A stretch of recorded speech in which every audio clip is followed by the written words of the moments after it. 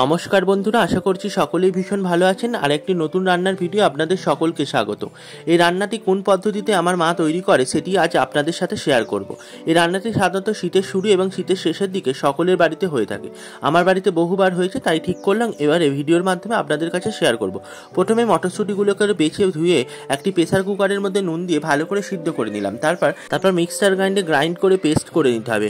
ওই পেস্টটিকে দেখতে ঠিক এরকম হয়ে যাবে, একদম আঠালো। তারপর একটি কড়াইয়ের মধ্যে সাদা তেলকে গরম করে নিতে হবে ভালো করে। তারপর ওই গরম তেলের মধ্যে পেস্টটিকে দিয়ে ভালো করে নাড়াতে হবে। নাড়িয়ে একে আঠালো অবস্থায় আনতে হবে। এতক্ষণে আপনারা হয়তো বুঝে গিয়েছেন কি রান্না হবে। এই রান্নাটি হয়তো সকলের বাড়িতে হয়ে থাকে, তাই এই পদ্ধতিটি আপনাদের সাথে শুধু শেয়ার করাই আমার একমাত্র উদ্দেশ্য। একটু ঘনত্ব আকারে এসে গেলে তারপর মাঝখানে একটু তেল দিয়ে সেক্ষেত্রে এই তেলের মধ্যে আদা দিয়ে দিতে হবে। আদা দিয়ে ভালো করে নাড়িয়ে চাড়িয়ে নিতে হবে। তারপর একটি ঘরোয়া মশলা মা তৈরি করে থাকে, সেই মশলা দিয়ে দিতে হবে।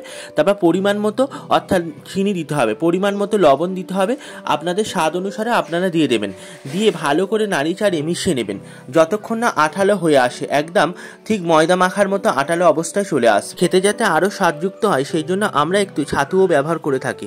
আপনারাও করবেন, করলে আঠালো অবস্থাতেও ভালো হবে এবং পাকটি ভালোভাবে হবে এবং খেতেও দুর্দান্ত স্বাদের হয়ে থাকে এই ছাতুটি ব্যবহার করলে। ছাতু দিয়ে ভালো করে নাড়িয়ে ছাড়িয়ে দিতে হবে। দেখবেন একটি ডো আকারে চলে এসছে, তখন ডোটিকে একটি পাত্রে তুলে রাখতে হবে। অন্যদিকে চলছে ময়দা মাখা। ময়দা মাখতে সাহায্য করেছে আমার বাপি। ময়দার মধ্যে প্রথমে কালো জিরে এবং সাদা তেল, তার উপরে লবণ এবং চিনি স্বাদ মতো দিয়ে ভালো করে ময়দাটিকে মিশিয়ে নিল, যাতে ময়দাটি ভালোভাবে একটি ময়াম আকারে চলে আসে। ময়দাটিকে ভালোভাবে মেখে নেওয়ার পরে ময়দার মধ্যে একে একে জল দিয়ে ভালো করে ময়দাটিকে ঠেসে দিল। ঠেসে নেওয়ার পরে ময়দাটি ঠিক দেখতে এরকম চলে আসবে, দেখবেন হাতে আর জড়াবে না। তারপর বাপি এক এক করে গোল গোল করে এক একটি লেচি করে নিল। আমার বাপি ঘরের কাজে ভীষণভাবে সাহায্য করে থাকে, এই রান্না বান্নার কাজে ভীষণ ভালো রান্নাও করেন। ওনার রান্নাও একদিন আপনাদের সাথে শেয়ার করব, উনি ভীষণ ভালো রান্না করে থাকে। তারপর প্রত্যেকটি পুর একে একে করে লেচির মধ্যে ভরে দিয়ে ভালো করে সুন্দর করে শেপ দিয়ে দিল, ঠিক যেন মোমোর মতো দেখতে হচ্ছে। এভাবে প্রত্যেকটি পুর ভরে রেখে দিতে হবে। তারপর অন্যদিকে মা সেই পুরগুলোকে লেচিগুলোকে নিয়ে এক এক করে বেলে নিল একসাথে। তারপর অন্যদিকে আর একটি পাত্রের মধ্যে তেলকে গরম করতে দিয়ে দিয়েছে। তেলগুলো যাতে গরম হয়ে আসে, গরম তেলের মধ্যে একে একে ছাড়তে হবে, কারণ রাত হয়েছে, অনেকটা রাত্রিবেলাতেই এটা বানানো হচ্ছিল। আপনারা চাইলে এই পদ্ধতিতে একবার করে দেখতে পারেন, ভীষণ ভালো খেতে হয়ে থাকে। আপনারা হয়তো অনেক পদ্ধতিতে করে থাকেন, এই পদ্ধতিতে একবার করতে পারেন। তারপর ওই গরম তেলের মধ্যে মা এক এক করে কচুরিগুলোকে ছেড়ে দিল। ছেড়ে দিয়ে তারপর গরম তেলের মধ্যে দেখছেন কি সুন্দর লাল লাল করে প্রত্যেকটি কচুরি ফুলে আসে। আসলে মা এত সুন্দর এইসবগুলো মানায় কি বলবো। তারপর চলছে অন্যদিকে আলুর দমের প্রস্তুতি। ঝাল ঝাল করে আলুর দম। এখানে সমস্ত উপকরণ নিয়ে বসে গিয়েছে মা। প্রথমে আলুগুলোকে ভালো করে লাল লাল করে ভেজে নিল মা। তারপর ওর মধ্যে স্বাদ মতো লবণ দিয়ে দিল। লবণটি দিয়ে ভালো করে আরও নাড়িয়ে চাড়িয়ে লাল লাল করে আলুগুলো ভেজে এসে অন্য একটি পাত্রের মধ্যে তুলে নিল।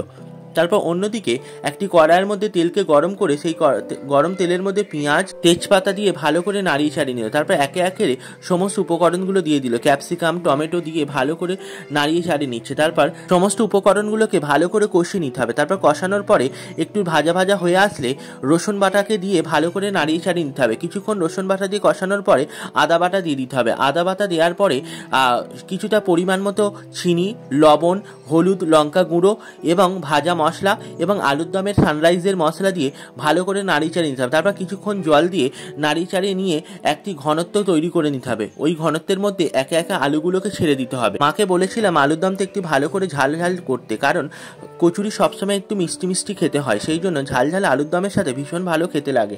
তাই মা ভালো করে ঝাল দিয়েছিল এবং দিয়ে আলুগুলোকে দিয়ে ভালো করে লাল লাল করে ভালো করে কষিয়ে নিল। কষিয়ে নেওয়ার পরে ঠিক দেখতে এইরকম হয়েছে। তারপর একটু স্বাদ মতো আরেকটু লবণ দিয়ে দিল। আপনারা একটু লবণটি চেক করে নেবেন, কি আপনারা যেমন খাবেন সেইভাবে দেবেন। ভালো করে কষাতে হবে আলুটি দিয়ে, যেহেতু আলুটি ভাজা ছিল কষাতে বেশি সময় লাগবে না। তারপর প্রেসার কুকারের মধ্যে আলুগুলোকে দিয়ে তার মধ্যে গরম জল দিয়ে দিল। গরম জল দিয়ে প্রেসার কুকারটিকে গ্যাসের মধ্যে বসিয়ে দিল।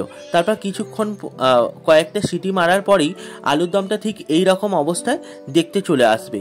দেখুন লাল লাল একদম সুন্দর দেখতে হয়েছিল, খেতেও ভীষণ ভালো হয়েছিল। আপনারা চাইলে এই পদ্ধতি একবার আলুর দম করবেন, ঝাল ঝাল খেতে ভীষণ ভালো হয়ে থাকে। আর কচুরির সাথে তো অনবদ্য। আর কচুরিগুলো দেখছেন কি সুন্দর ফুলকো ফুলকো হয়েছে। কার কার কড়াইশুটির কচুরি ঝাল ঝাল আলুর দম খেতে ভালোবাসেন কমেন্ট করে জানাবেন। আমার তো ভীষণ ভালো লাগে। আপনারা ভালো থাকবেন, ভালো লাগলে লাইক শেয়ার সাবস্ক্রাইব করবেন।